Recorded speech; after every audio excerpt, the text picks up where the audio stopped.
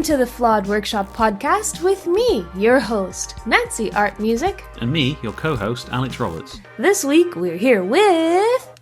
Hello, I'm Jacob, also known as Big Yellow Praxis. That's my online name, I guess. Big Yellow Praxis. That's my YouTube and social media name. We've mentioned you quite a few times on the podcast just because I found our conversation so interesting when I was on your podcast. It is wonderful to have you on. It's wonderful to be here. Thank you. Yay. Tell us a little bit about kind of what you do. Obviously, there's your podcast, but you are also in a band, as I understand. So yeah, take it from there. Give us your origin story from as early childhood, if you prefer.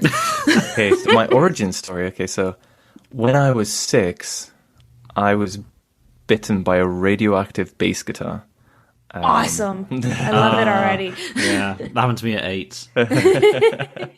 No, so yeah, I guess going all the way back. I do music. Music is my stuff. I have a day job, but it's boring. It's like civil service stuff. My music stuff is... So I'm not from a musical family at all. My mum loves music, and my dad wasn't around, so when I'm talking about my family, it's my mum. She loves music, always had music on, the Beatles and Bob Dylan and maybe less cool Simply Red, a lot of that kind of stuff. Simply Red's good. And I'm joking a bit. It's a little bit uncool to admit it, but there's some great songs in there. I don't think anyone ever says it's their favourite band. Yeah, no, it's true. I guess when you're a teenager, you start getting into music by yourself, not just like listening to what your parents listen to. So when I kind of hit 14, I was like, you know what? It's time for me to get into an instrument. I was like, I don't know what. I can't play guitar. My little brother already plays that, and he's very, very good. So I cannot do that because it's too directly competitive. And it was actually one of my brothers. I have a lot of brothers, by the way. I have 3 brothers and a sister. Nice. He had a CD of Thin Lizzy, if you know Thin Lizzy, the 70s rock band. And I just thought Phil Lynott, who's like the lead singer and bass guitarist, was just so cool. And I thought, bass guitar. I want to play bass guitar. Having no idea whatsoever what the difference between a bass guitar and an electric guitar or anything was, just completely clueless. I was like, I want that. So I got it. And the first year, I didn't really play it much. I got lessons, but not much. And my mum was like, oh, we bought you this bass guitar. You don't play it very much. And then within 12 months, you get the bug. And then I don't think I've stopped being obsessed since then. At which point my mum says, oh my God, you never put that bloody thing down. So, and from there, yeah, it just kind of just took off. Like my main love back then was like 70s, 80s, hard rock and like progressive rock as well, like nerdy stuff, I guess. And then getting into the classics like Bob Dylan, and I always loved people like Bob Marley and the Beatles, and and then I guess when I got to university it was more like folk, like a lot more trad folk, and I started playing banjo and stuff like that. So all the cool stuff. Yeah, I mean it's a good variety of things. It's not just, I feel like well, the stereotype is that if you start playing guitar, that's exclusively what you do. Whereas if you don't, you end up dabbling in a lot of other things, and that's more fun, I think. So I had a friend at school, and he was one of those musical virtuosos that could basically see music. Unbelievable talent. So he was proficient in drums, pianos, synthesizers, bagpipes, but if you put him in front of a guitar, he sort of just looked at it and just went, So, yeah. But of course, put me in front of bagpipes or whatever, and I can't do a damn thing with it. But it was bagpipes and percussion, and I don't know why he sort of went for those two, but it worked. Singing is just one thing that has as of yet eluded me. I do try. What I do now, I do a podcast which is called I always get it wrong. Underrated, Overhated. It's just like about obscure music that people might not know, and just try to get people interested in weird stuff I like. But I also do, on that channel, I do like original music, little jam videos of me playing guitar, stuff like that.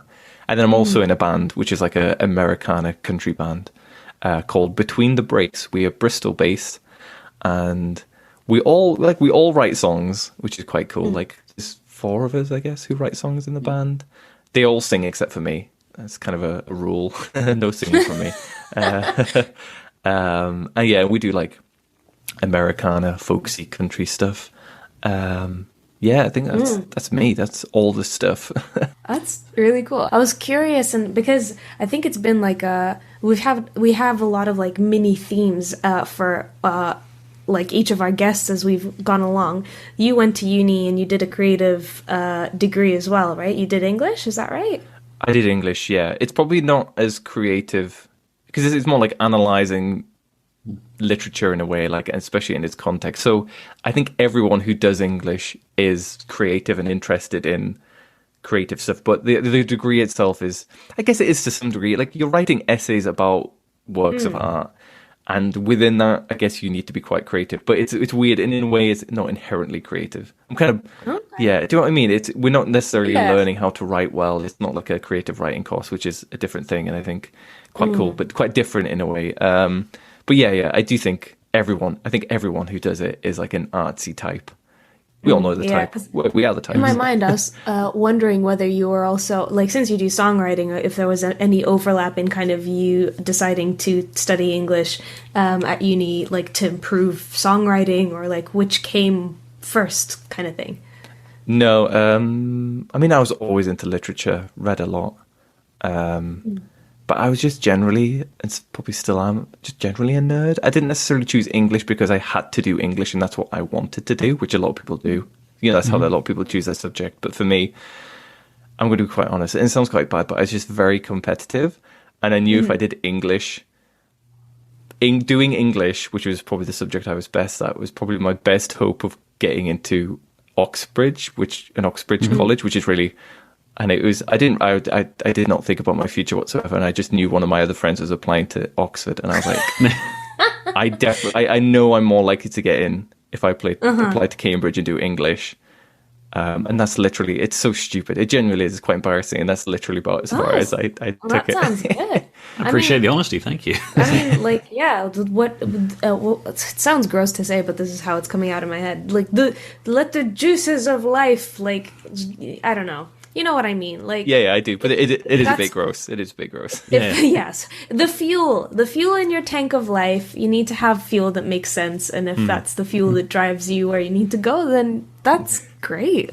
I suppose it's a step up from, I had it where people at university would be a case of, so why are you doing, so I did a history degree. Why are you doing the history degree? Oh, I didn't know what else to do. It's like, that is the worst reason to... go to university. Like, that is at least yours is because I'm competitive and want to go and see if I can hang out with my friend. But you mentioned being in a band with 4 songwriters.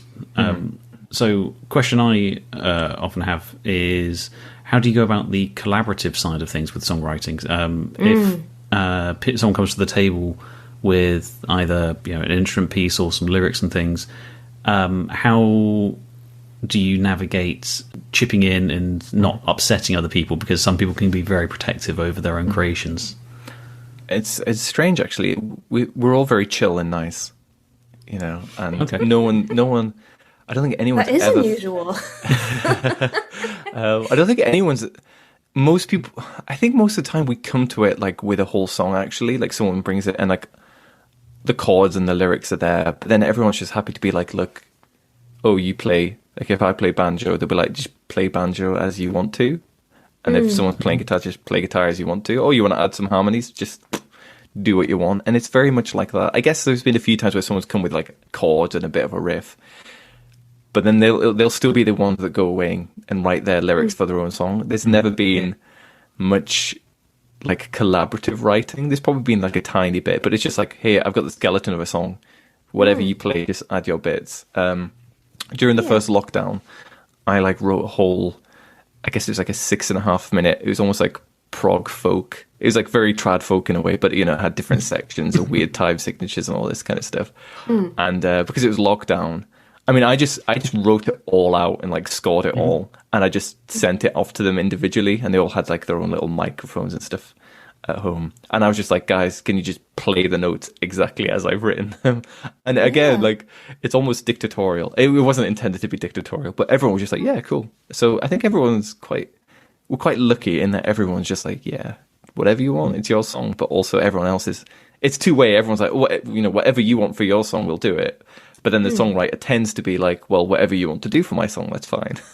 Yeah, I think that's really nice because you've got like an agreed upon type of communication that all of you are on board with. And that's where I think a lot of people, well, I say a lot of people, that's where someone like me would fall down, where I kind of want to be, like I'm stuck between a rock and a hard place where I really want to be nice and I want to make sure that everybody feels heard and listened to. However, I know exactly the way it should sound, and you will do this, and I'm not an effective communicator when it comes to music because I cannot, I don't know notes. I've tried to learn music theory before, unfortunately, not to a lot of success. And so communicating musical ideas, unless I sing them or I have a keyboard in front of me, is practically impossible. And so when I have somebody who maybe doesn't have this a similar kind of ear or anything, it's a complete nightmare, and I end up being very diva-ish, or at the very least frustrated. You get grumpy very quickly, and it'll be, why aren't you playing what I've said? It's like, I'm trying. To be fair, really this is trying. Purely based on just Alex and I trying to make music. It doesn't. I think we've agreed that it doesn't work, right? It works if I'm coming to the table with music and then you're adding to it. But if you're coming to the table with music, I have to do what you say because it sounds good that way. But it could sound better. We don't know that because we didn't get to my thing yet. No, you deleted all the tracks. It's fine.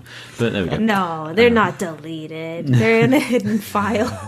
So a little bit of a soft plug here. I do music lessons as well. So if you want them, no, I do teach. I teach banjo, guitar, and bass. And it's interesting. I find that everyone who wants to learn banjo is like a retired guy. It's just everyone who wants to learn banjo. It says probably a lot about the taste in my instruments. And I always make sure to teach music theory. And obviously, when someone's 60, learning is a bit more difficult, and they're set in their ways. But yeah, music theory is.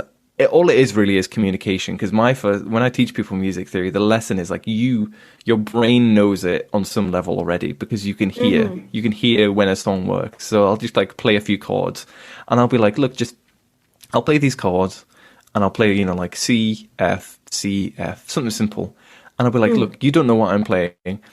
It's literally the first lesson. They know nothing about music, and I'll just be like, tell me when a wrong note slips in.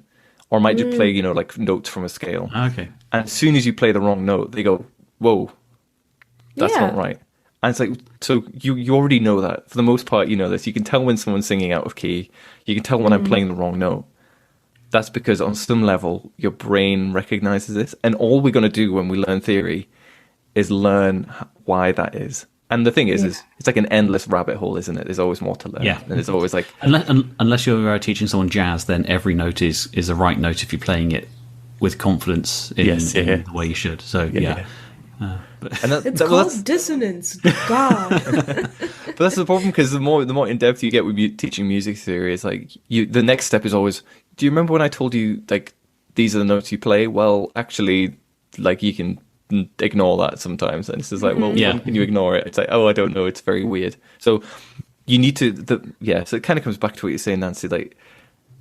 If you just feel it, and all what music theory is giving you is a tool to communicate, because I always teach people you need to feel it first. It's kind of the intellectual part is important if you're gonna, for certain things. It's some musicians don't know music theory at all, and they're very successful. But the feeling oh, that's a wrong note, or feeling timing. If someone's learning the bass, well, what does a blues swing kind of feel like? It's well, we can sit there and count it out, or you can just get used to what it feels like, and then we can learn what that means in music theory. It's a weird combination of both. That's a really good way to approach it. I think when I was learning music theory, I was trying to approach it from a mathematical perspective. And so I was okay, we all know the maths of notes. That's very easy. Whole note, half note, quarter note, and it just goes down in if you know the twos times tables, you'll be fine. And it's in my head, it was also okay, semitones, they make sense because they're half a step above something else.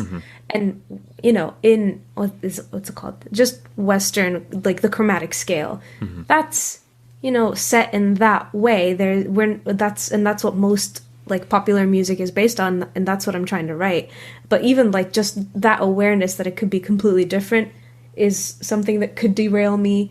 And like there's so many interesting ways to get distracted. Like one of the things about like harmonies, I love harmonies, and trying to understand them from a music theory kind of perspective is so just fun and like interesting to analyze them that way. There's a video that came out, or there was a TikTok that went viral where this girl was harmonizing with someone else, and people were slating her in the comments. They're like, that sounds horrible, what are you doing? But Adam Neely, who's like an amazing I think he played bass as his main instrument. Bass is best. Bass is best.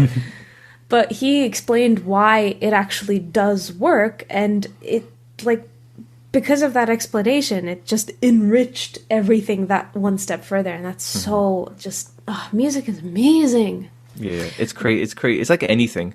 There's so quite often when I'm teaching people, like you got to make these analogies with like food and other things like that. It's like, but like blues music breaks a lot of the rules of Western harmony, where it's like, okay, we're playing over a major chord, but I'm going to play a minor third. It's like, wait, that doesn't make any sense. What's going on here?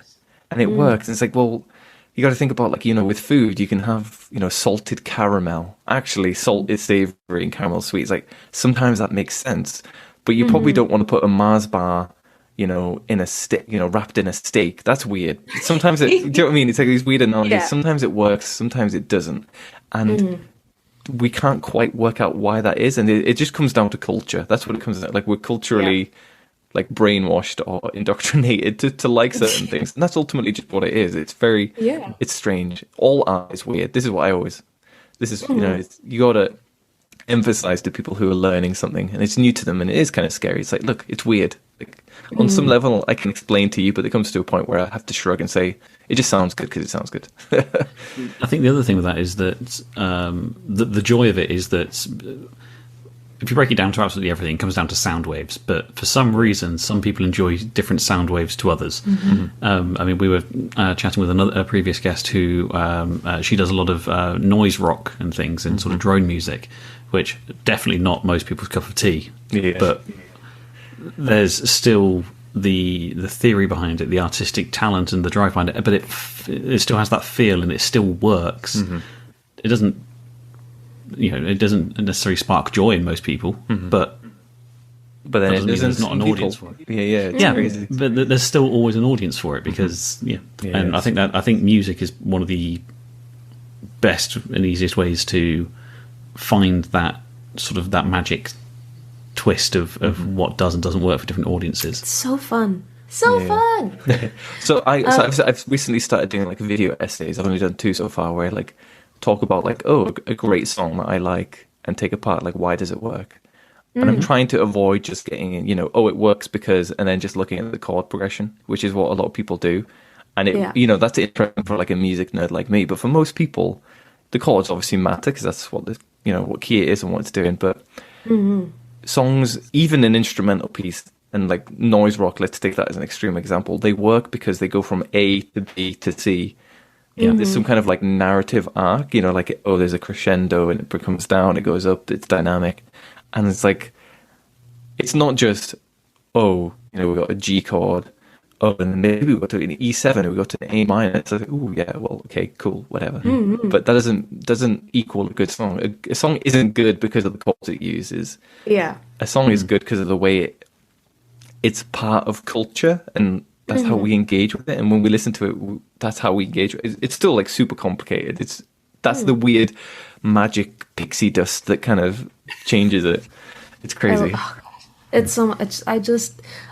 Every time, this is something I didn't expect with this podcast, is every time I talk to somebody, like, I just get so excited about the fact that it almost feels like we have a secret in that we are all creative and we have like art as this sort of language that we're able to communicate and get excited about. It makes me so happy.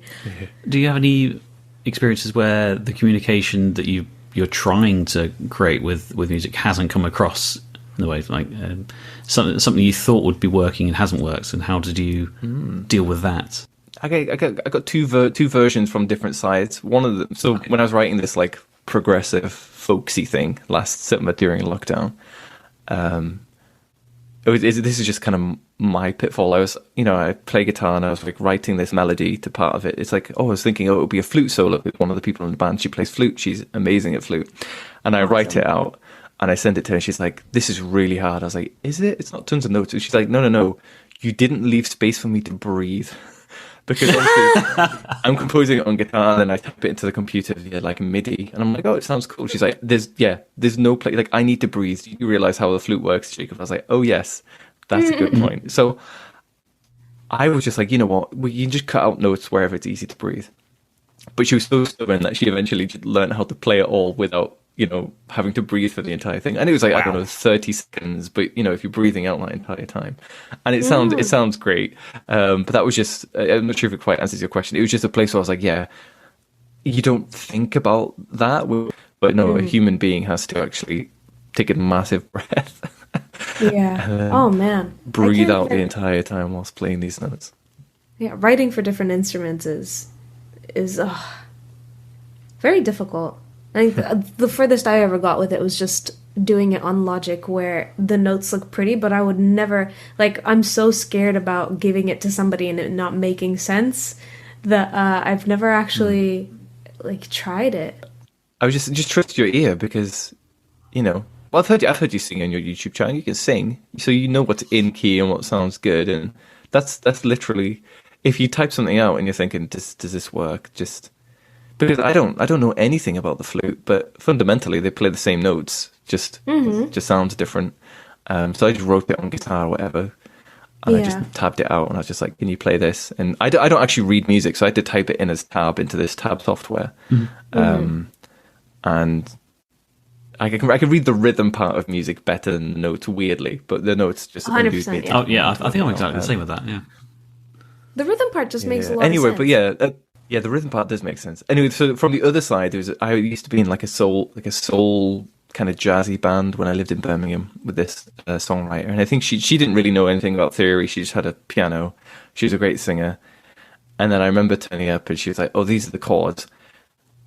And I think at that point I was probably still stuck in the thinking with music theory first, and I was just like, that doesn't make any sense. I've never seen a song that goes from F major seventh and then it just goes up and down in semitones or just in random movements. Okay. And then I just quickly had to get to the point where it was just ignore your brain and just play what it says. Literally just play what it says.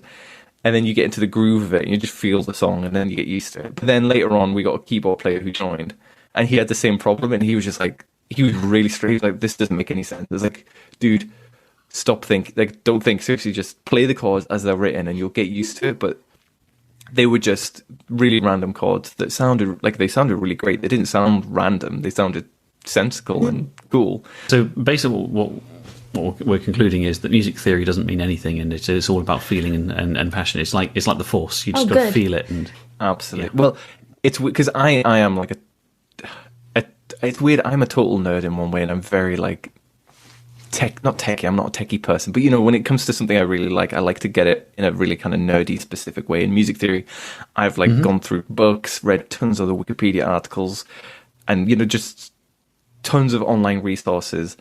But then it fundamentally just comes back to actually, well, why do we listen to music? We don't listen to music because, oh my god, it goes up a semitone in it. Sorry, I'm doing it like a nerd voice, but you know what I mean. We don't listen to it because it does something complicated or smart. So that's not what matters. I enjoy a straightforward folk song with 3 chords just as much sometimes as I like a really stupidly over the top 18-minute progressive rock song that goes all over the place. And both are good. And some musicians really know their theory, and then that's how they do it. But just everyone's different. But ultimately, it comes down to feeling. How does it make you as a listener feel? And what you're trying to make someone feel when you write music. That's it. That's all that matters. It's just if you've got 2-chord song and it makes people happy, that's it. That's literally it. Because I grew up on my parents listening to Pink Floyd and Queen and stuff, which have some of the best guitar solos and complicated bass lines and all that sort of stuff. And then when I was learning music myself and finding my own musical voice when I was a teenager and stuff, I like the song because it feels good and it feels fun. And then, when I got to the stage where I was learning to play certain, like Muse bass lines, it looks really impressive. But then you just realise it's all just a scale. It's quite a fun way of realising that no matter how complicated or complex something is, it still comes down to the same point of it tells a story. It's got a feel to it. Yeah, exactly. I totally agree. I wonder, since obviously music sounds like the main thing that your main creative outlet, but of course, and as I'm discovering, podcasting is quite an interesting part of that. And obviously, I feel like people who have YouTube channels there's such a variety of what can be done simply just by filming it and uploading it onto YouTube. That's like an entirely different category of things. So why did you decide to do a podcast, and why did you decide to start a YouTube channel? Oh, I don't know. Well, why did I decide to do a podcast? I just thought it's so hard to just write songs and put it together. I don't really sing, so that's a big barrier. And I was like, you know what? I can talk about music and I can put together podcasts and those kind of things. And so at first I was just putting together like a really simple slideshow, putting the podcast also on YouTube, just so they're there. And then I thought, you know what? I should put a bit more effort into it because YouTube's a good way to promote it and stuff like that. But now I think that's turned into the main thing. And I have, I upload it to the podcast itself, just the audio form, as an aside now almost, because YouTube I think is a probably more popular or easier way to understand kind of promoting or disseminating what you do. And then I was like, you know what, I can do these little jam videos because at the end of the day, it doesn't take very long to just jam over something for like 50 seconds and then upload that. Well, actually, it can take surprisingly long sometimes, which is annoying. When you're like, oh, I don't like that take, I'm going to do it again. Oh, I don't like that, I'll do it again. I kind of view them as almost like highlights of a practice session. And because, of course, they always look very impressive when someone finally like gets something. But every now and then you see like a longer like take of it where somebody's included their like fist pump at the end. They're like, yes, I've done it. And it always makes me so happy to see that. Yeah. But yeah, it's have you felt like you were mentioning that you might want to do like sort of video essays to kind of which I think would be such a nice compliment to your podcast as well. So like it's such a good idea. Yeah, so I already have. I've done two of those. Yeah, I've done two. So the first song was "The Times They Are Changing" by Bob Dylan. So this is where I have to kind of, my podcast originally is like, oh, it's underrated music. But like that's such a hard thing to promote because it's by definition underrated, right? Like, how do you? That's, oh, damn it! Why didn't I think of this when I started? So it's cheating because Bob Dylan's not underrated; he's appropriately rated, I guess. But I thought I'll talk about "The Times They Are Changing" because it's a simple song, it's straightforward, but it's like iconic. It's like an iconic song, and like the way it works on us is because it is iconic, and it hits the tick boxes exactly. Constantly. It just you hear it and you're taken to a time and a place and a kind of attitude, and so that was the first one. The second one was a song I also really love, again not really underrated because I'm trying to think a bit more about promotion here. Brothers in Arms by the Dire Straits, and I've just done that one yesterday, and I quickly realized that my style is maybe a bit irreverent for some people because I open it being like, are the Dire Straits the least cool band of all time? And I was like, well, yeah, of course they are. They're one of the least cool bands. Like, I love them. But I posted this on the Dire Straits subreddit, and immediately someone replied being a bit offended that I said that. Like, I don't need someone who doesn't respect the band, telling me what about this song. And I was like, dude, I love the song. I mean, I adore it. It took me hours to put together, to edit this video together. It takes hours. If I did that about, I'm not going to do that about a song I hate. Yeah. I mean, there's a lot of what I call spitefully created long form content about things that people hate, which I find really confusing. Yeah, like what was it?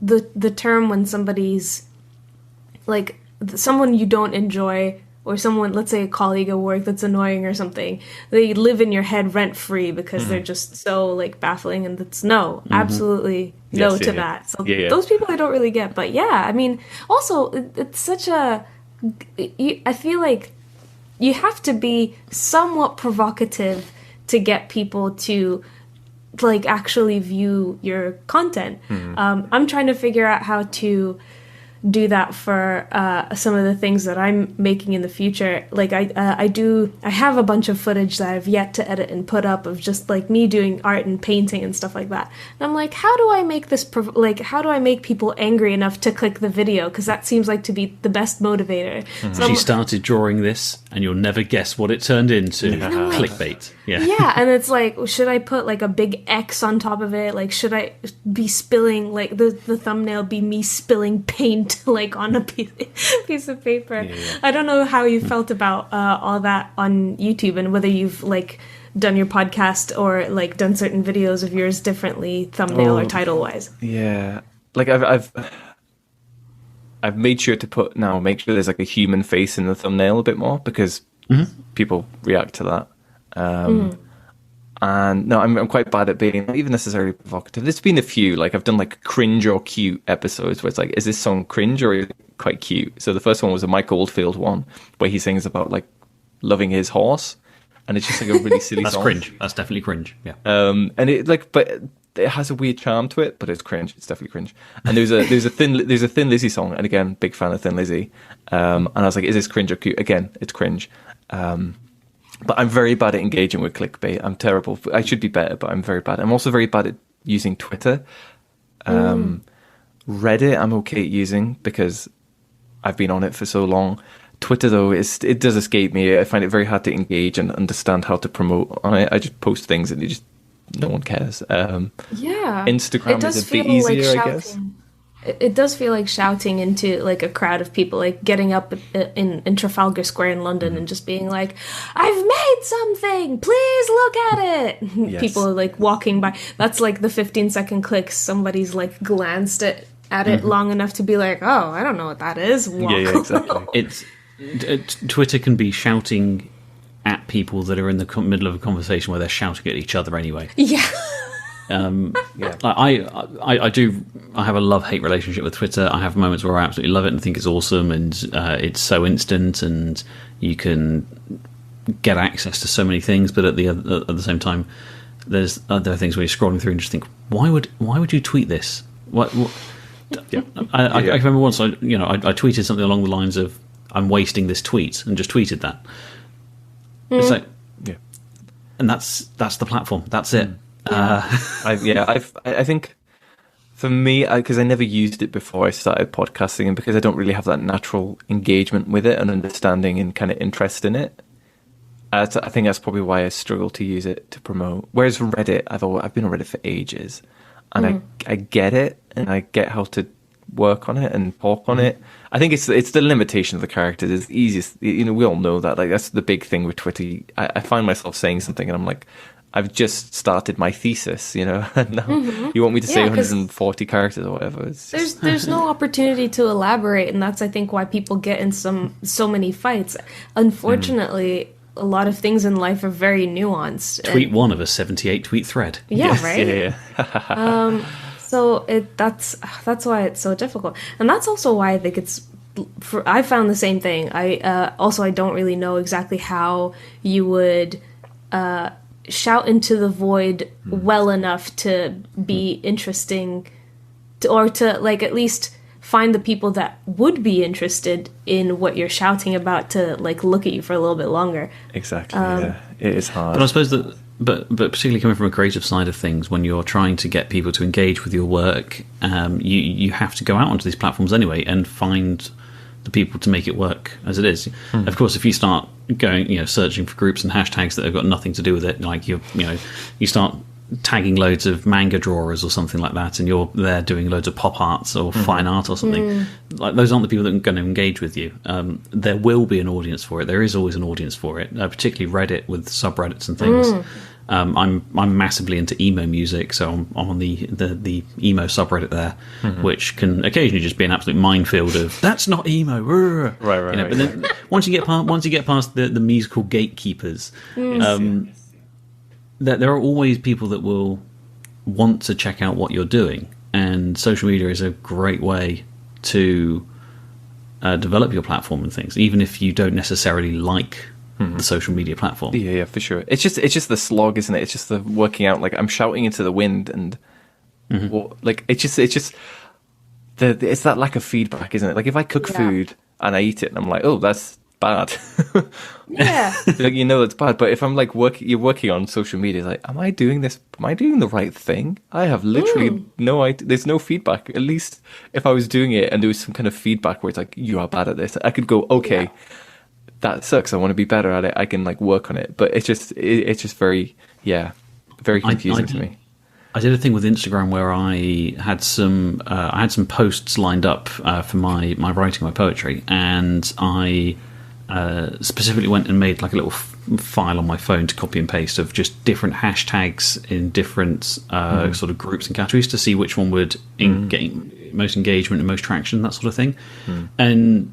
It probably took me a couple of hours, to be honest, to work out the different groups that were active. And, when it comes to things like Instagram, if you've got a hashtag, you put, I don't know, love on there, and it says it's got like 13 million active hashtags on it.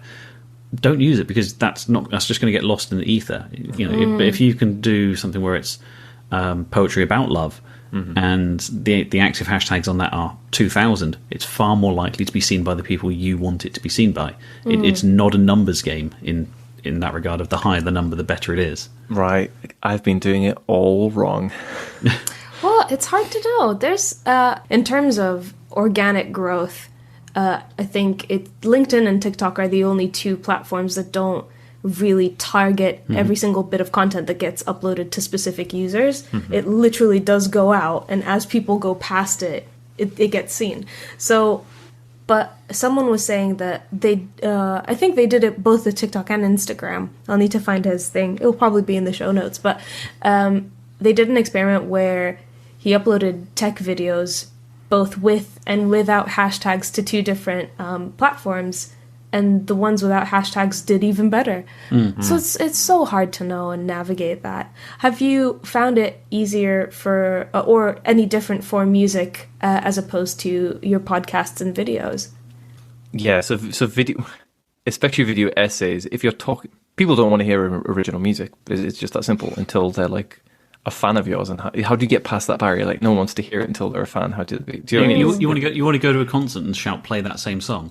Yeah. So if I do a video essay, so the last two things that I've done those two video essays, people want to hear about a song they already like. This is what humans are like. It's like, oh, I like that song. I'll listen to someone tell me why this song is good that I already like. It's weird in a way, but I'm sure I do the same thing.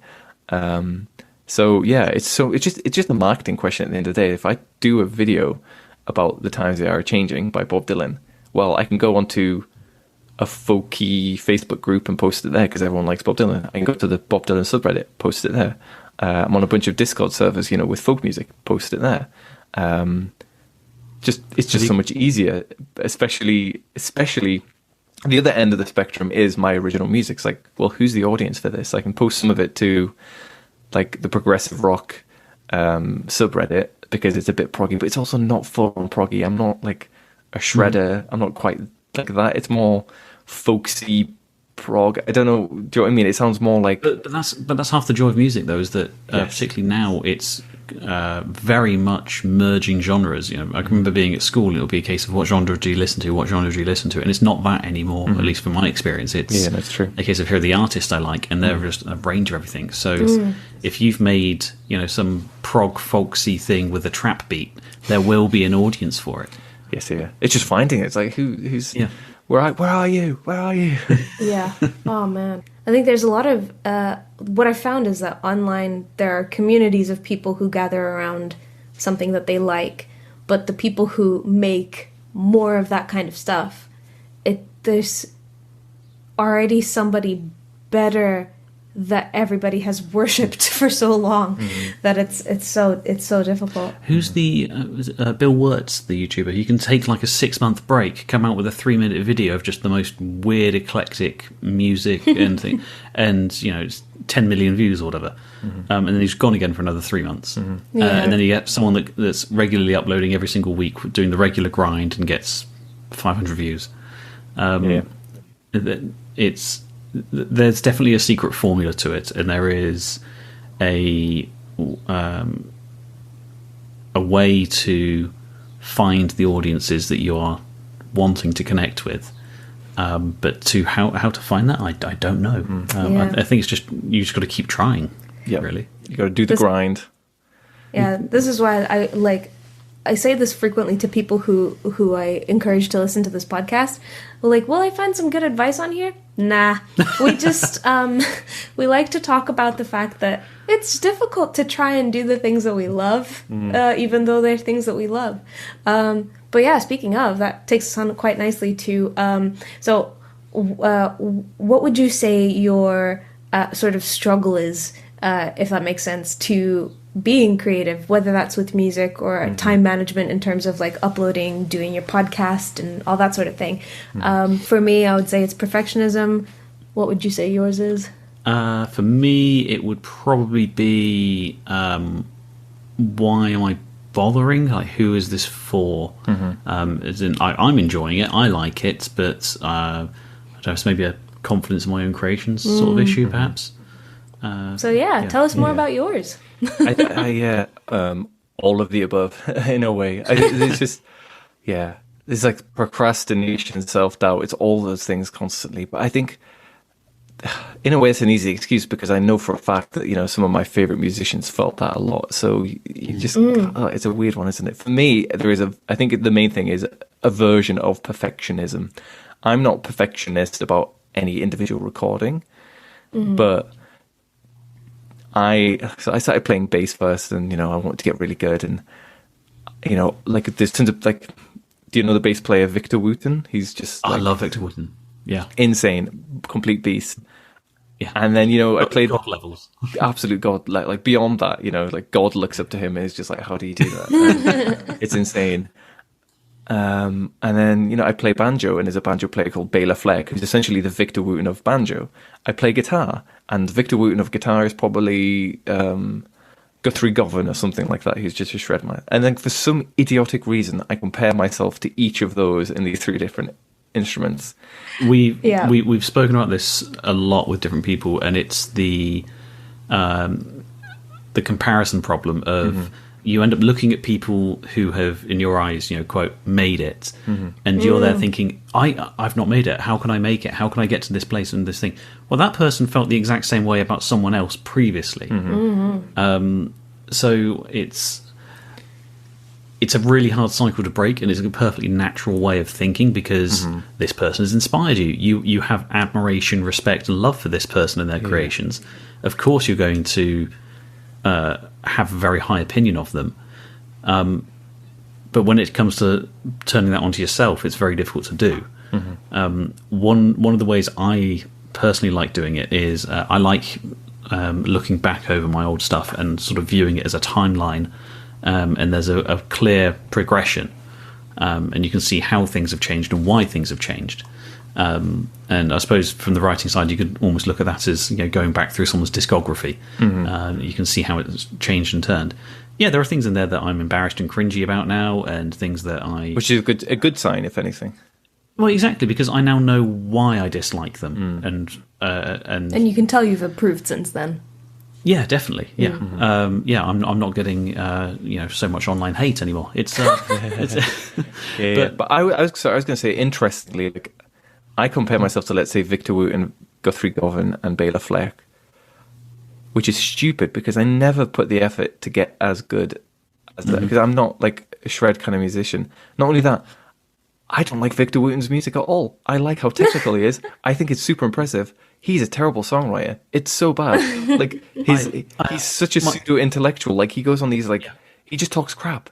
And, his songs are just lame. Sorry, I was going to say Guthrie Govan, the same. Actually, it's just shred. It just feels like he's not a mindless shredder, but it's just like. So I saw a video where he's like, well, we're really into Frank Zappa, him and his band. Mm-hmm. And I like that kind of irreverent humor. Sorry, this is Guthrie Garden saying that he was really into Frank Zappa and that he likes that kind of irreverent humor. So we wrote a song called "See You Next Tuesday." Hilarious. There's no joke there. It's just an instrumental like shred track, and you've just like you may as well just call it a swear word because you've just spelled one. Like it's just stupid. Yeah. Like, that's not like Frank Zappa. Like again, it's that cultural engagement. Like he's doing so. Oh, we talked about Frank Zappa, didn't we, Nancy? Don't eat yellow snow. Do you know what I mean? There's like Frank Zappa is a super technical guy, but he's also just like he gets culture. He's part of culture, and that's what music is. It's not just chords and shapes and noises. So it's just like, wait, I don't actually like their music. Bela Fleck's a bit different because I think he's actually like a decent composer. I like his stuff a bit more. But it's just like, wait, why am I comparing myself to them? And then when it comes to songwriting, I compare myself also to the best songwriters ever. So I'm like, I have impossibly high standards across the board. Yeah. Pick a lane. That's saying pick a lane. Pick something of a lane. Well, you said something that like I didn't realize that it sounds so dumb, but I think because I wanted to be a musician since I was like 6 and I never cognitively sat down and thought about how I would accomplish that, I just having to put in the work is something that a lot of people don't realize like has to happen. I genuinely thought that because I was a good enough singer, I wouldn't have to somehow practice any other instrument, which is insane. But luckily at one point when I was trying to figure out whether or not to buy an additional guitar to my collection, I thought, if I don't actually pick up and play the ones that I have, another new one isn't going to make a difference. Unless you insist on it being an art piece. Be like, oh, it's that's not even improving the right skill. It's not a guitar for playing, it's a guitar for looking at. Yes. Yeah. But yeah, so now I do feel like I'm a lot better at picking a lane now. Do you know what I mean? For me, I think the biggest barrier is just like, look, I can sing a bit, but it's just not good. It's not there. Do you know what I mean?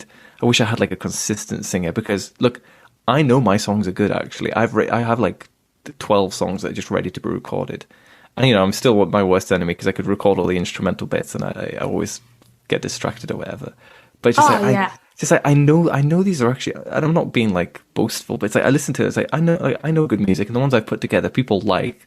It's like why? Like I wish I could. There was a brilliant thing where it was Donald Glover, who's Childish Gambino, was massively talented in so many different creative industries and things. He was talking about listening to his own music during a stand-up routine, and he's like, I'm in the car driving along, and I've picked up a girl for a date, and I'm playing my own CD in the car, and she looks at me and goes, "Are you listening to your own music?"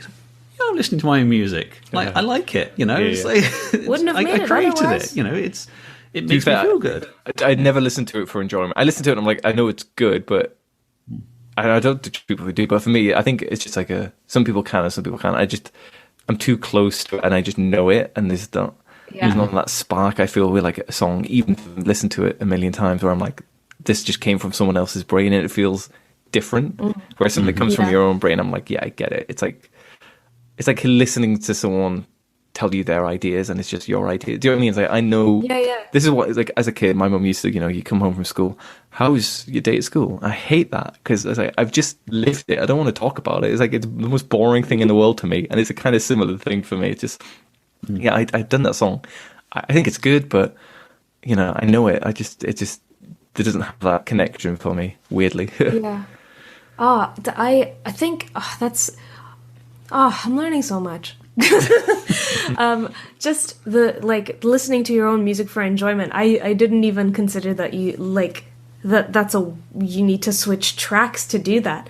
The last sort of music that I would say that I've distanced myself enough from that I've made is stuff from over 10, 11 years ago, which is why I can now look back on it and be like, oh, first of all, it's adorable because that was when I was 14. Second of all, it's so painfully cheesy and clearly ripped off from all the different places on Disney Channel where I was listening to music. And it's like, I almost enjoy that through a completely different lens than I would music. Like, I wonder if somebody covered all my, like, really terrible songs, like, what that would feel like, because it's, again, like, a different perspective. And that's why I feel like you also want to, like, in my head, I want to cover something because it feels good to have that kind of music flowing through you and through your own experiences and lens as you perform it. But I wonder if people often go back and listen to their own covers of stuff, out of enjoyment. Yeah, it's weird. The cover of questions the question of covers is interesting because I have no interest really in doing covers. I do it in the band, obviously, but then I'm just like, well, I play like banjo and guitar. I play like mostly slide guitar, and it's just like I just learn the chords and I just add like little bits here and there. And I'm really bad. Like there's tons of music I love. I don't think I've ever learned. In fact, no, I can conclusively say I've never learned a song as it is on a recording all the way through. I have no interest in that whatsoever. It's like learn the chords, whatever. Learn this bit. Oh, this bit's a bit ear catching. What's it doing? Work it out on guitar. Yeah. And that's it. That's all I ever did. Like, and then it's just beyond that. It's just interested in just like playing guitar, learning what I want to do. In the same way, I don't know. I can't think of an analogy, but yeah, I just never did that. And that's another part that was like part of self-doubt. Like, why have I never done that? Like, that's what you have to do to be a great musician. It's like, and I'm not just excusing myself here. Maybe I'm to some degree. I think that's what you have to be a certain type of good musician. Back to being like Victor, Bela Fleck or Guthrie Govan. To be that kind of brilliant musician, I think you do need to like sit down, learn all these songs bit by bit. But actually, to be the kind of musician I want to be, I don't think you need to do that. You need to like, because I'm interested in songwriting rather than just soloing, I guess you might put it. Yeah. And it's like, well, you need to learn how to put together and just learn how you want to do it yourself. Yeah. Because it kind of mirrors something that we were discussing again on a previous episode, where when you learn visual art and drawing, I think a lot of the people that you learn from encourage you to learn to draw every single little thing yourself. You can use like reference photos, but ideally you should take them yourself, and you should never ever trace. That's a cardinal sin. But when you actually go out into the industry where these things are necessary and there's deadlines and you want to be accurate, you end up doing all the things that are considered cheating, which is like stupid, because at that point they're not cheating, they're necessary. Yes. And it's interesting to see that parallel in music, because of course, again, you have different mediums when it comes to art, and the way you learn those can, if you learn a specific way, it educates and informs your art style moving forward. If you learned a particular way and you want that education to influence your art style, that's how you move forward with that. Same thing with music. I feel like if you learn by doing covers, that's great. Some people will literally learn by just learning theory, and then kind of like the way I was expecting to apply it, just compose a song with mathematical theory and musical theory combined to make something that almost like an AI would, except you have your human ear to help. Yes. Yeah. So yeah, that's. I think it's really nice to kind of, as you move forward, like address the ways that, like I've been addressing the ways that like the misconceptions that stop you from learning things and improving yourself. Because, and like you were saying with your, the songs that you've written, like little obstacles like that also transfer into actually making things, whereas you could do the instrumentation and just kind of wait for, or like get a singer to sing on your tracks and like actually do them. That's entirely possible, but because you've got a way, well, if I was you and I was in the same situation, it feels like that would be like a barrier stopping. Alex often actually points this out. He's like, oh, you haven't done X. And I'll be like, oh, because Y. And he'll be like, oh, that's something you've created in your mind. That doesn't stop you from doing X. And I'm like, oh, I guess you're right. And then I proceed not to do it anyway. Yes. I sometimes think you do that out of spite, though. I don't. It's like a case of, I'm going to show you that I don't need to do X, because you've pointed out that I haven't done X. Oh, yeah, okay, yeah, no, yeah, like, you're right. Well, but no, Yeah, thank you. Thank you for all your insight on everything. It's been wonderful having you, and thank you for having invited me on your podcast. That's all right. That was lots of fun, ear opening because I heard new music. But, yeah, so thank you for that, and thank you for being here. As we're kind of wrapping up, is there one bit of advice that you would give to somebody who is kind of trying to do multiple creative things at one time? Something you found helps you in any way? Yeah, I don't know. It is this. You can go like practical or cheesy. Like cheesy is just like listen to your heart and all that kind of nonsense, which isn't nonsense. It's like completely true, isn't it? Really, like I love it. Yeah, it's perfect. actually just if you like art in the first place, you have some level of taste. So just like there's someone out there who likes everything. But then the practical side is because I've become more. I'm still terrible at some of the social media stuff, but you get more and more comfortable with it. Yeah. And it is just learn how to get comfortable with that quickly. Do you know what I mean? It's like learn how to get comfortable. Because when I first started, I hated being in front of a mic and talking and, oh, hi, this is Jacob and this is my podcast. Do you know what I mean? It's very awkward. This is my real voice. Yeah. And I told myself like I would never do just one of me talking into the mic because it's so awkward. But the video essays, I now do that. And you just get comfortable with it. You get comfortable with listening to the sound of your own voice, which I used to hate. And now I merely dislike. And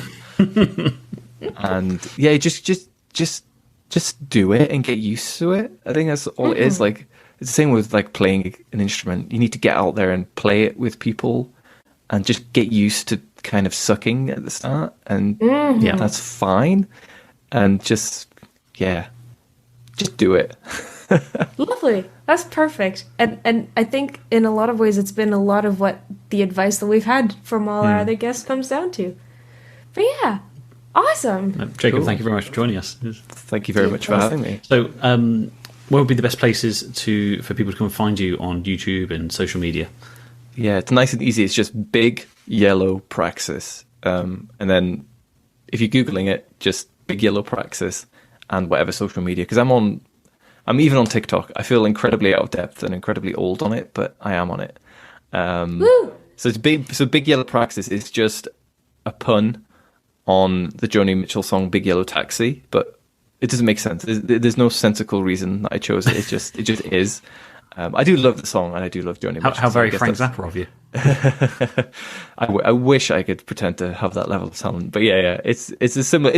There's no good reason, but yeah. So I'm just on YouTube, Instagram, Twitter, Reddit as well. I have 5 followers on Reddit, which actually feels like quite a lot because I've never followed anyone on Reddit.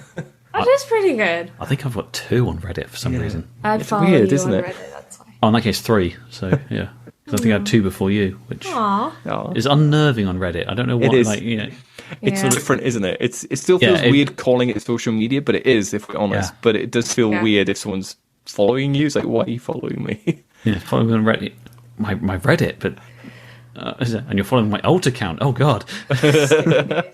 Whoa! You admit to having an alt account in front of your girlfriend? Ooh, yeah. Jacob, thanks for joining us. We're going to wrap that up there. So Big Yellow Praxis. Find him on all the social medias and Reddit, and don't follow me. Links will be on. Links will be in the show notes for you guys, so that you can access them all easily. And yeah, awesome. We'll see you next week. Bye. Bye. I have been Nancy Art Music. You can follow me on TikTok and Instagram at Nancy Art Music. Alex, where can we find you? I'm Alex Roberts, and you can find me on Instagram at Alex Roberts Writer, and you can find my first collection of poetry, Empire, on Amazon.